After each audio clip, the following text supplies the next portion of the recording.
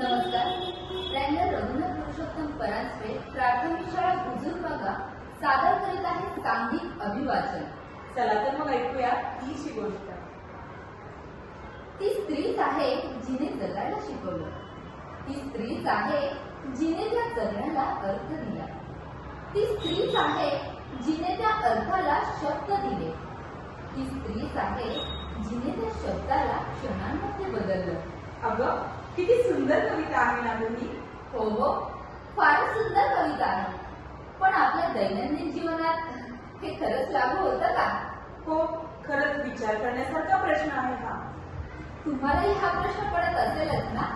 तुमच्यातल्या किती जणांनी या प्रश्नाचे उत्तर शोधण्याचा प्रयत्न केला.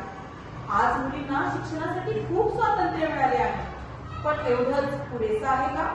प्रसंग 1. अभिनंदन, तुम्ही आई होणार आहात.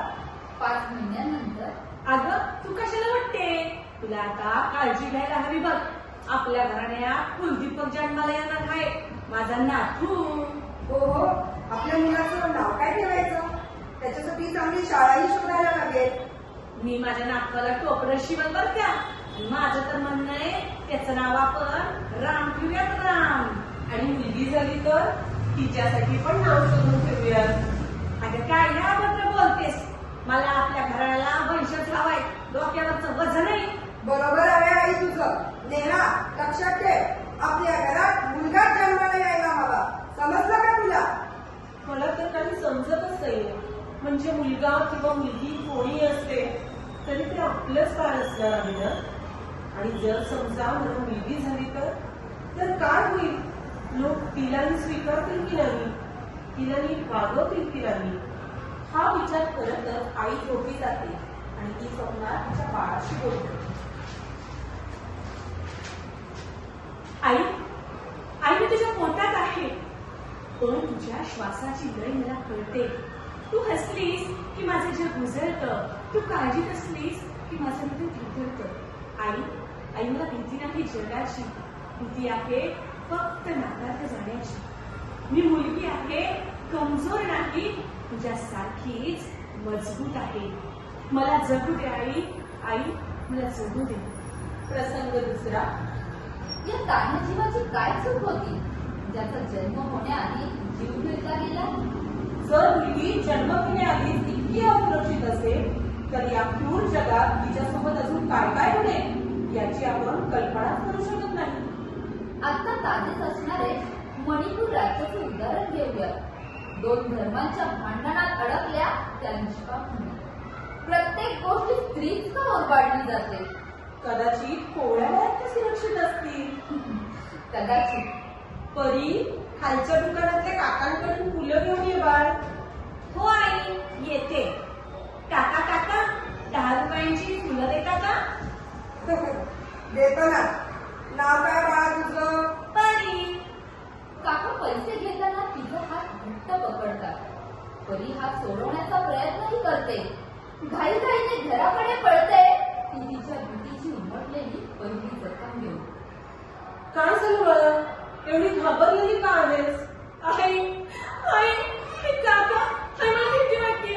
आई, ही मुलगी फक्त फुलं घ्यायला आली, पण तिला इथे पहिल्यांदाच कळलं की या जगात फुलं सुरक्षित आहे, पण फुलांसारखं कोवळं बालपण नाही. खरंच आजची ही कोवळी मुलगी कधी काही स्वप्न पाहणारी, पण हा समाज तिचीच परीक्षा घेतो. यातूनही जर मुलीने आपली आवड जपत त्या आवडीच्या क्षेत्रात स्वतःला पुढे जाताना पाहिलं तर. प्रसंग 3. घुंगराचा आवाज. बाबा, काय बाबा? पुन्हा घुंगराचा आवाज.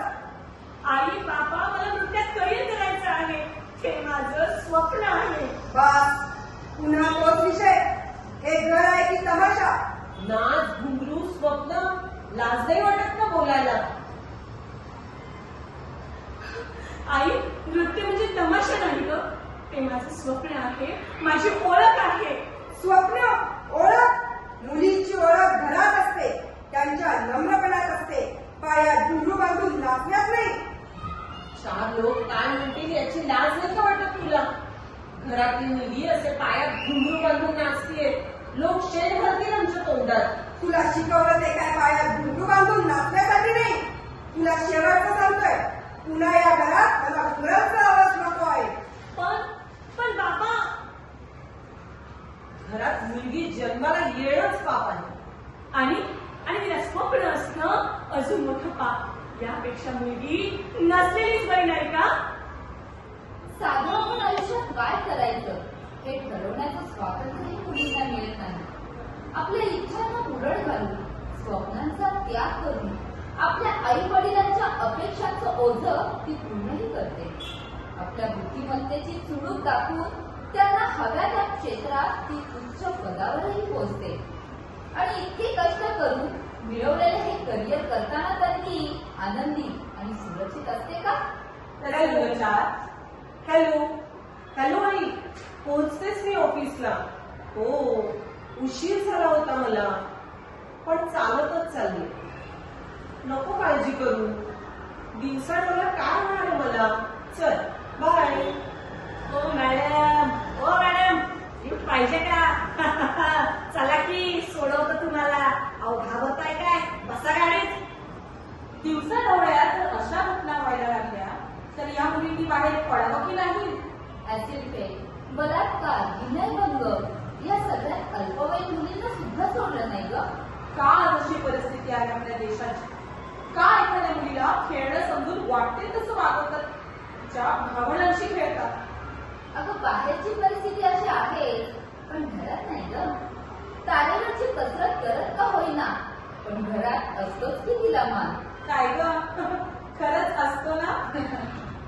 प्रसंग पाच. स्नेहा, माझं रुमाल कुठे आहे गं? अहो तिथे बेडवरच असेल, बघा नीट. थांबा, मी आले. अगं सुनबाई, माझ्या औषधाची वेळ झाली. नाश्ता कधी देतेस? स्नेहा, पाकिट सापडत नाहीये. एकही गोष्ट जागेवर नसते बघ. सुनबाई, दूध चाललं बघा. हो, बंद करते. अरे देवा, मलाही जायचंय, उशीर झाला. आली बघा नट्टा फट्टा करून. रोज एवढ्या आवडून कुठं जाते काय माहिती. तिथे जाऊन पण काम धंदा करते की नाही काय माहिती. बसती मेकअप करत. हाच का तो समाज जो आजही भूतकाळाच्या अंधकारात अडकून पडलेला आहे? ती जर घरातल्यांचं मन राखून स्वतःला नव्या रूपात बघण्याचा प्रयत्न करत असेल तर मग समाजाच्या विधीपोटी स्वतःच्या इच्छा तिने का मानायच्या? स्वतःचं अस्तित्व टिकवण्यासाठी ती बाहेर पडते. तेव्हा प्रश्न घराचा नसतो, प्रश्न असतो बाहेर पडण्याचा. कारण आजूबाजूच्या उंचावलेल्या भुवया तिच्या चारित्र्यावर नाही, पण तिच्या धैर्यावर प्रश्नचिन्ह उभं करतात. शेवटी गर्भाशयातली ती आणि सरणावर चढणारी ती सारखीच म्हणायची. आई, वडील, नवरा, सासू, समाज सगळ्यांच्या दृष्टीने असलेली ती पाहिली. पण आता थांबूया. आता भेटूया, बोलूया, ऐकूया तिच्यातील स्वर सुद्धा. मी गर्भाशयात असते तेव्हाही माझ्या अस्तित्वाभोवती भीतीचं सावट फिरत असते. तरीही मी जन्माला येते, निरागस, कोवळी, आणि तिथूनच माझ्या आयुष्याची लढाई सुरू झालेली असते. मी वाढते, मी घर सांभाळते, नाती जगते, आणि तरीही स्वतःचं अस्तित्व टिकविण्यासाठी, स्वप्न पूर्ण करण्यासाठी जेव्हा मी घराबाहेर पडते तेव्हा माझ्या वाटेला येतात संशय, टीका, त्रास आणि फक्त अडथळे. म्हणूनच माझ्या जन्माआधी माझ्यावर प्रश्नचिन्ह उभे राहतं. माझ्या आयुष्यावर समाज नियम लागतात. तरीही जी उभी राहते ती असते माझ्यातील मी. माझा सन्मान फक्त शब्दात नको, तो कृतीतही दिसायला हवा. कारण अस्तित्वाच्या अनेक परीक्षांमधून जी उभी राहते ती फक्त सन्मानच पात्र नाही, तर समाजातील सन्मानाची मूर्त रूप आहे. शेवटी इतकेच म्हणेल, पुन्हा एकदा वेळ आली स्वतःलाच आरशात पाहण्याची, माणसातील माणुसकीचे परीक्षण करण्याची. स्त्री म्हणून जन्माला आले, स्त्री म्हणूनच मरणार. पण स्त्री शक्तीसोबत स्वतःला सिद्ध करत जगणार. पडू दे समाजात कितीही अंधार, पाऊले मात्र प्रकाशाच्या दिशेनेच टाकणार. पडू दे समाजात कितीही अंधार, पाऊले मात्र प्रकाशाच्या दिशेने टाकणार. धन्यवाद.